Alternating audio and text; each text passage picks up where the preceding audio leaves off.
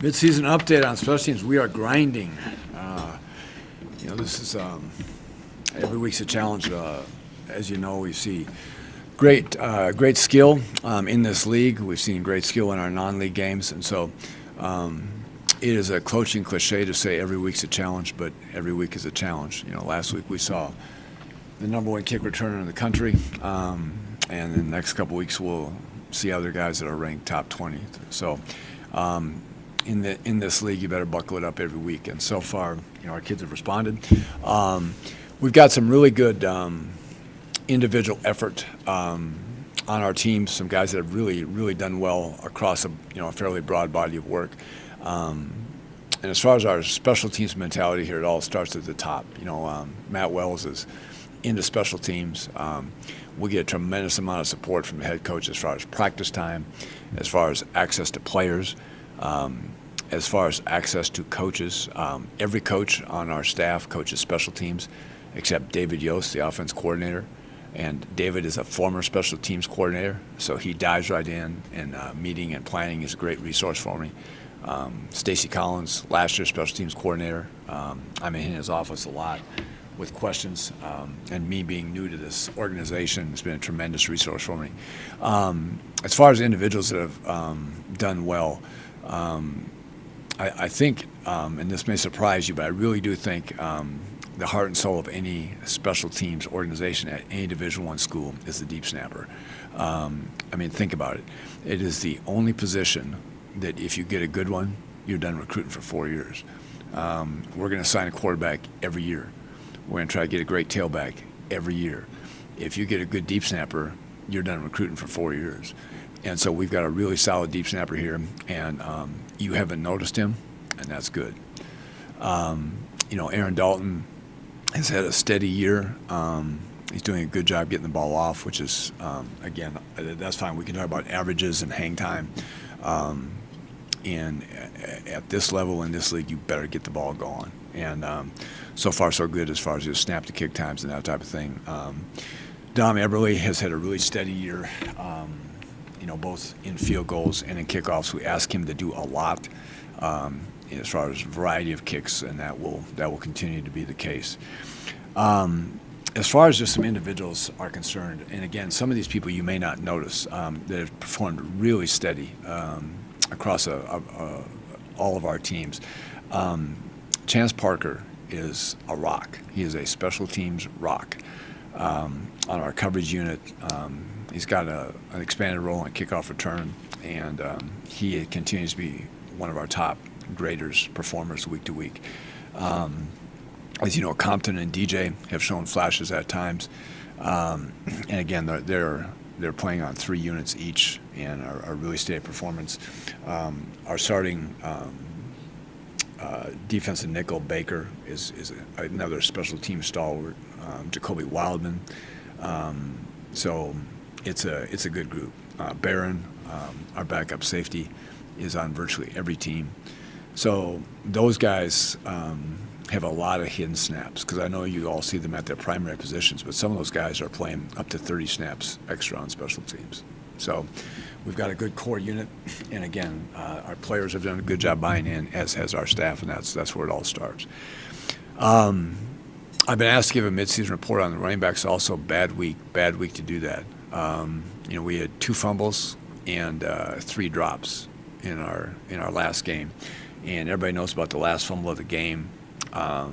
Obviously, a critical time, and I will say this in front of God and everybody, and I don't think anybody will disagree with me. If there's one person on this team we want carrying the ball at the end of the game, it's Lawan Hunt, and that ain't changing. He is rock steady. We trust him, and he will be placed in that situation again next week. So we're playing several running backs. In this offense, you have to do that. You're not going to, as fast as we play, you're not going to have a running back stand there for 92 snaps a game. So Lawan is our starter, and we have a good mix of size and speed.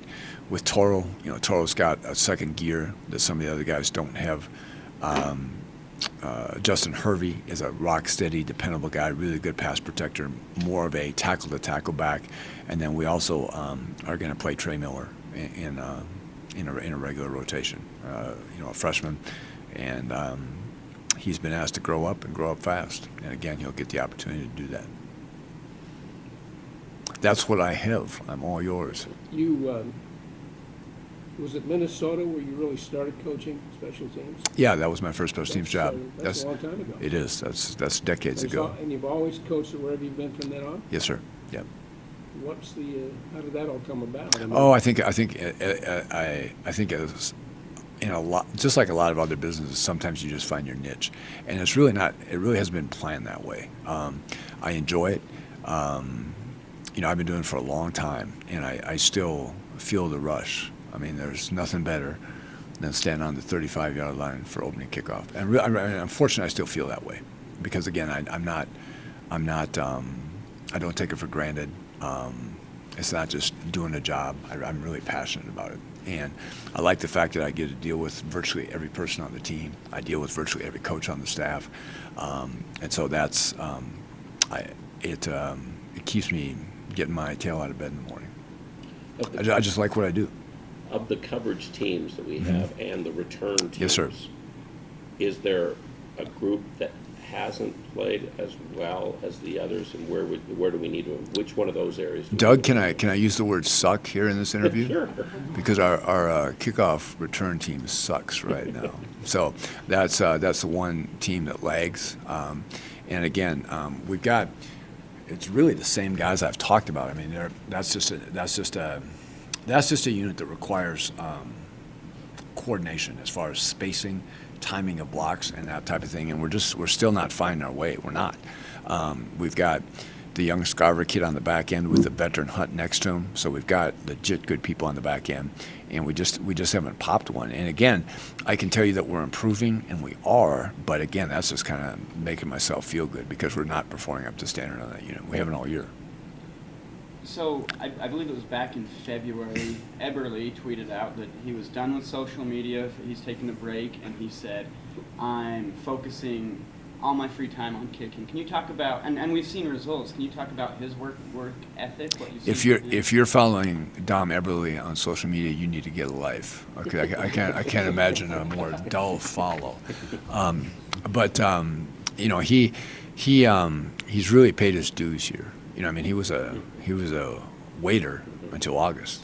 He would come to practice and then leave to go be a waiter. So he has paid his dues. He got a scholarship here the old-fashioned way. He earned it, And like I say, so far so good. He's got a really good mentality. I think he's a tough guy. I think he's shown toughness. And then he works at his craft. If he makes a mistake, he can correct it.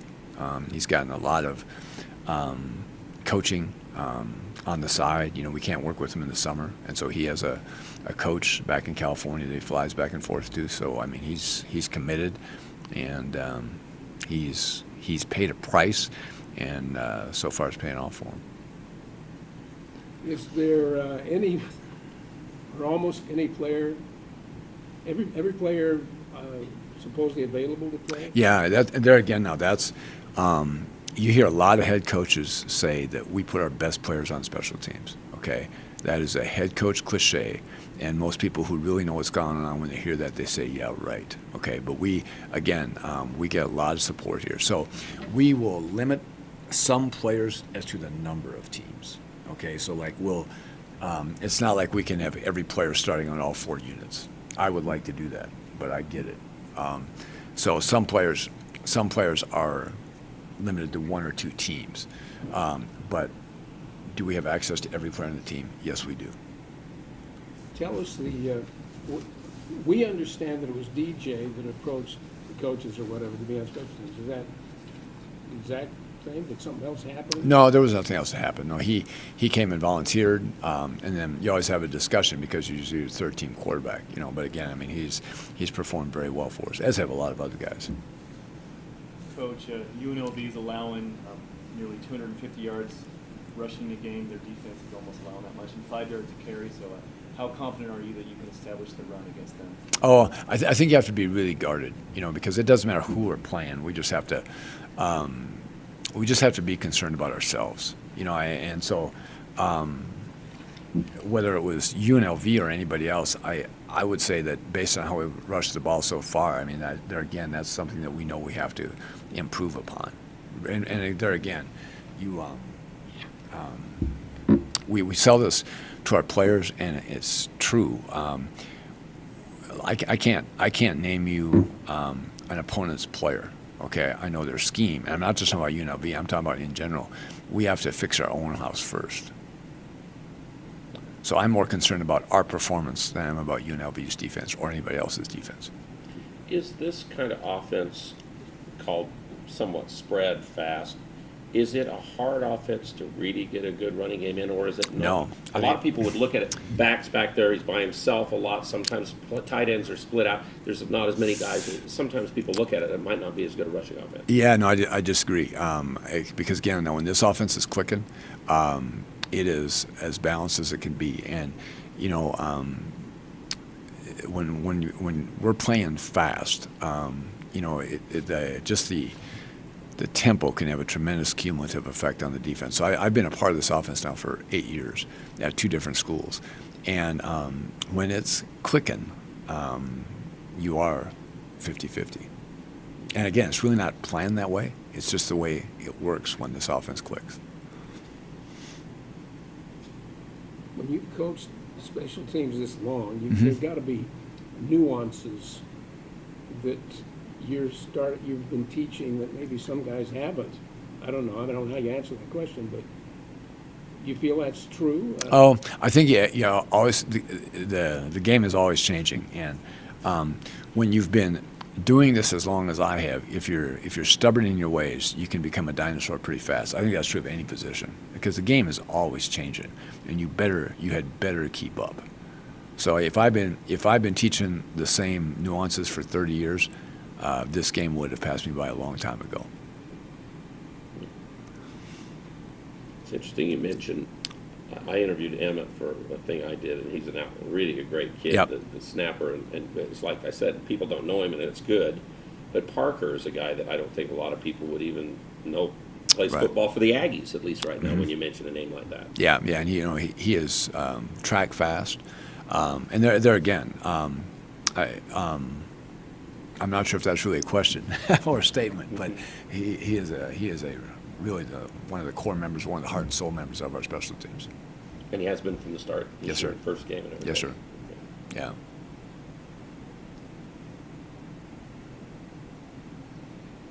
Well, some of us have been around here for decades, and we've never had anybody come, a coaching figure, wearing a vest like that, very stylish vest. So you're to be congratulated. Well, thank you. I will take that to heart. Yes. Yes, indeed.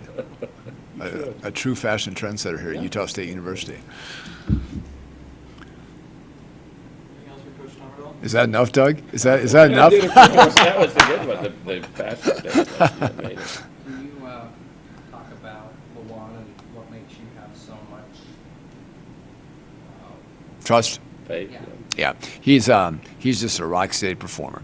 He practices hard, he runs hard, and I think that kind of improves the mentality of our offense. Because again, is he 4-4? No. Do you hold your breath every time he touches the ball? No. But he's going to pass protect. He's going to be assignment sound, and when you hit him, he's going to keep his feet moving and move the pile forward. We good? All right, gentlemen. I wish you well, and thanks for your time. Well, after reviewing the tape and kind of going through it with our coaches and our players, that was our first close game of the year. Unfortunately, we weren't able to win it. We put ourselves in a position to win the game in the fourth quarter and couldn't do it on either side of the ball. I thought we played well enough defensively to win most of the game. But yet, even saying that, we had 2 opportunities, 2 drives in the fourth quarter that Wyoming scored 10 points, field goal and a touchdown. And we didn't finish the game on defense. Offensively, I thought we played well in the second quarter. We moved the ball. We kind of got some rhythm. We got some excitement going, and then, that was about it. I had a drive in the second half, but when Kent came back in, and that was it. Thought special teams played well. Really has played well all season. The execution of a fake field goal for a touchdown was a big, at that time, momentum swing for us and boost, and well executed by those kids on that team, on that field goal unit. And I thought we limited both the returners. That was a major concern of ours the entire last week, was their punt returner and their kickoff returner, who were nationally ranked in both of those and had a lot of success coming into the game, and we basically limited those guys with our punt game and I thought our kickoff cover team. So I thought it was a good job in the special teams. When you get to a game like that in the fourth quarter, we had 4 opportunities to win and we went 0 for 4.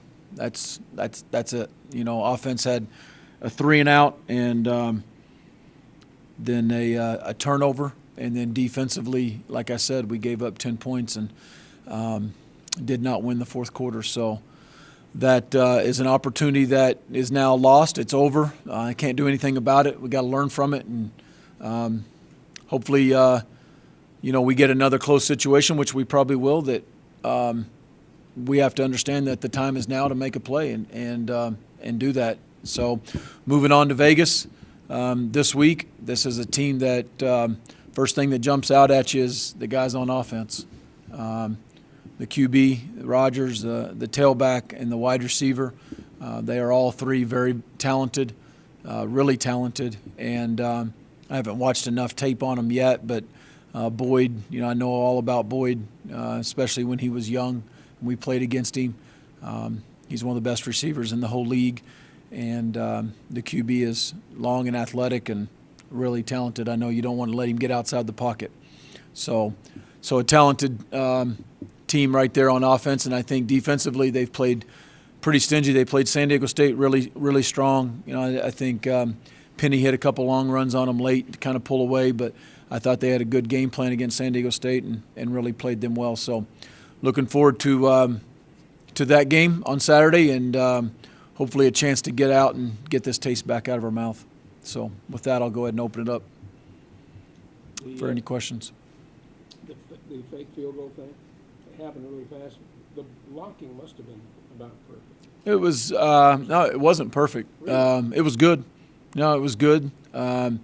They gave us the look that we thought they were going to give us. They didn't react to the fake the way that we thought they were going to react. I thought our guys did a nice job. That was Carson Terrell, that was Moroni Iniguez, Dax Raymond, and Amu McMore were all the guys over there on that side blocking, and then DJ certainly ran it and did a nice job. But I thought our players reacted well to it. I asked this to Coach Tom Riddall, but I want to hear your opinion too. Dominique Eberle's work ethic, has he really been putting in a lot of time this last offseason? Like above and beyond? I don't know about above and beyond, but he's certainly a tremendous worker. He puts time in. He does a lot of things he does a lot of mental imagery. There's the mental side to kicking, I think, is really maybe often overlooked and maybe even underappreciated, but it takes time. There's only so much kicking you can do before your leg falls off. And so I don't think that I think he works hard. I think all of our kickers work hard. Coach Tom Riddell has helped them instill a strong work ethic. They stay, they take parts of practice off and then stay late. They don't necessarily kick longer than we practice, but it's just at different times. And so there's a very unselfish group, very hardworking group, and a group that I think has performed well this season. The obvious question everyone wants to know is about quarterback at this point. When you went back and looked at the film, how did you evaluate? I mean, Jordan Love threw the 3 interceptions. Yep. you indicated even after the game that and they were some really good defensive plays that took They were, the ball yeah. away for those guys. But how do you evaluate what he did and what he did wrong? And looking towards the future, does he play more? How did Kent play? All those things. Yeah. I thought Kent played okay in the first quarter. The plan was to go with Jordan right at the beginning of the second quarter. I thought he played well. I thought we actually were kind of starting to get some momentum, so I made the call for Jordan to basically finish the second quarter, and I thought he played real well. And as with any young quarterback, there's going to be some growing pains, and certainly those interceptions, not the decisions, but the interceptions you have to work through and you have to learn from. Two of them were scheme things that he hadn't seen ever. And I remember, seeing them for the first time as a young QB as well. Really good scheme. They got us. The one of them was just he got a little antsy and got a little quick with his feet and had a throw that was off target to Carson and got tipped. Guy made a great play. So some of that. And then I thought that Kent gave us the best chance at the end to maybe regain some momentum. He probably had his best drive of the game right when he came in, so credit to him for handling that situation, I think, like a pro. And it's not easy to get pulled out, whether you're a QB or a D lineman. I've had D linemen struggle with that before. It's a little bit more common at another position, but I thought Kent handled it real well, and we had a good drive when he came back in off of that. But I think certainly moving forward, that's something that we have to evaluate which quarterback gives us the best chance to win.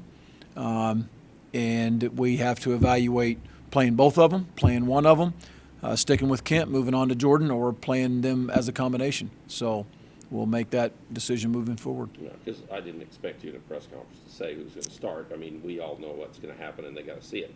When you evaluate fumbles that your guys do, I mean, Coach Tommerdahl just told us, Lawan is the guy you'd want to have the football at that point and not expect. It's time to play So again. how do you look back at the film on those plays, and what do you say about the fumbles? Were they great defensive plays against your guys, or what?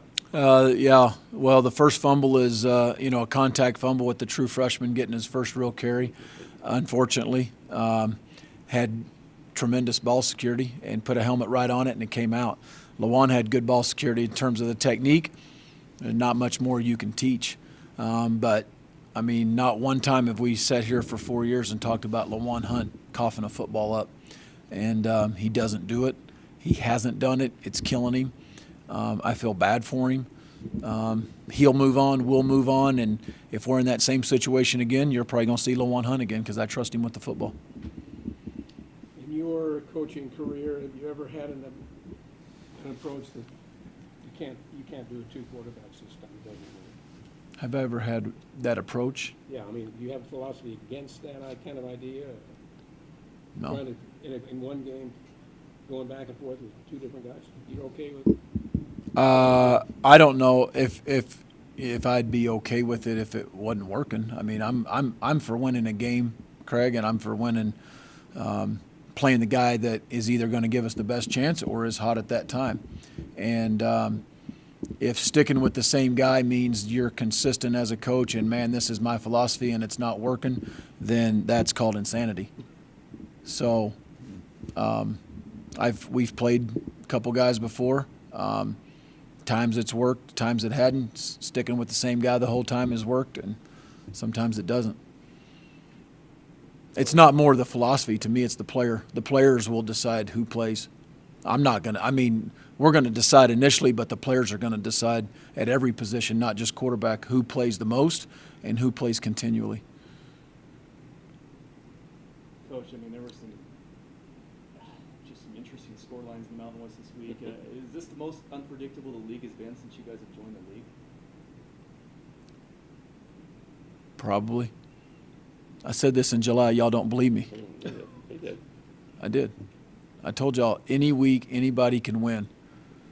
I mean, we're 1-2 right now in the league, and I think we very easily could be 3-0. We could be 2-1. We could be better.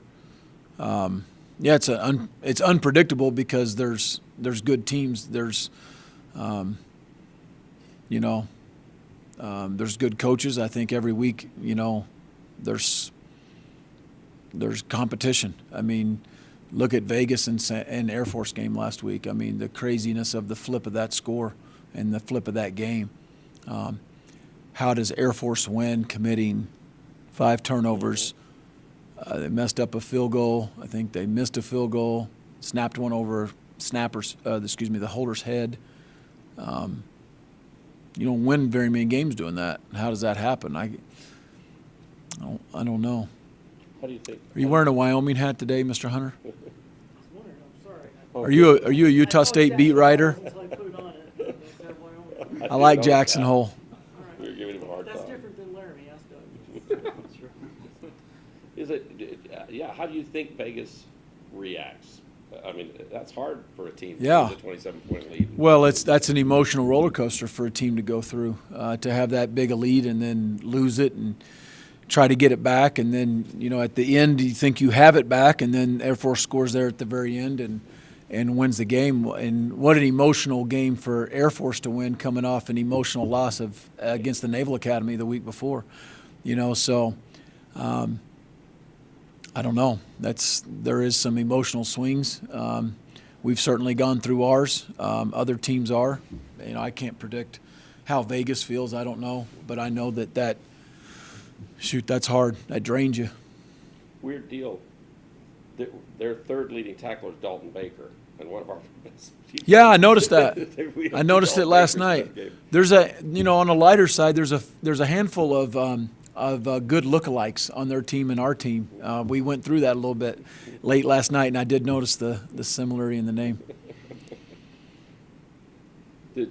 So this Rodgers guy at quarterback's a dynamic kind of guy, right? I mean, he's Mm-hmm. big, can run strong, but he also's got a big. Oh, he arm. can throw it. He's got a hose.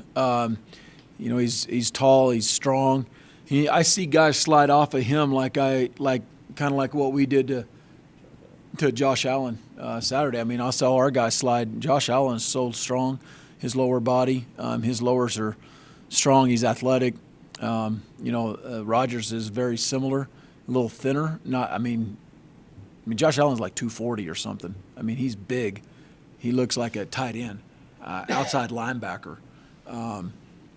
I thought it looked like Fackrell in pregame warm-up is who I thought it looked like. I mean, he's a big dude. This guy's not quite as big, but he is strong and athletic, and I see guys slide right off his legs on tape. They've been vulnerable both directions, giving up run and pass too. Vegas has. I mean, their defense has had a tough time stopping a lot of people. Sometimes it looks like. Well, yeah, and they've, I think they struggled maybe a little early. I think that they've settled down. I mean, 2 teams that have been explosive offensively, Ohio State and San Diego State. And like I said before, I thought they played San Diego State really strong, and then Penny hit some runs on them. Jawan got one late, and they kind of opened up the lead there, but late in that game. But I think they've played strong. The thing is, I tell you what, the 2-3 techniques stand out to me early right now, just in the early prep from late last night and then this morning. The 2-3 techniques I think are strong inside. 5's a good player, one of the inside backers, and you see their DBs. You don't see their DBs as much in last week's tape because it was Air Force, and you see them getting cracked and arced and all that, arc blocked and all that stuff. But they're a talented bunch. They'll be ready to play us, and it'll be a big game for them and us as well.